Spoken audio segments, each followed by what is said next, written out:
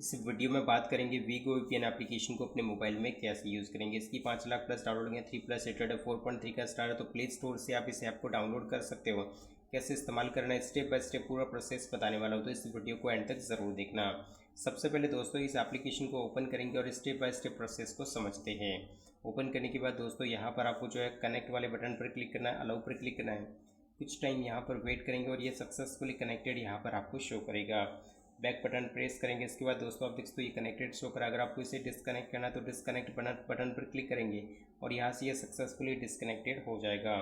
इसके बाद दोस्तों रिजल्ट का ऑप्शन है। इसके बाद यहाँ पर आपको सेटिंग ऑप्शन पर क्लिक करने के बाद इस एप्लीकेशन की सेटिंग शो हो जाती है। यहाँ पर क्लिक करके दोस्तों जो भी आपको चेंजेस करना है यहाँ से आप चेंज कर सकते हो। ये सारे फीचर्स यहाँ पर आपके लिए अवेलेबल है, यहाँ से आप चेंज कर सकते हो। इसके अलावा दोस्तों आपको जो इस एप्लीकेशन में प्ले स्टोर में आने के बाद नीचे की ओर आप जो रिव्यू भी यहाँ पर पढ़ सकते हो। इस एप्लीकेशन के सारे रिव्यूज़ यहाँ पर आपको सिंगल रिव्यू पर क्लिक करके यहाँ पर आप पढ़ सकते हो। तो इस तरीके से आप इस ऐप का इस्तेमाल अपने मोबाइल में कर पाओगे।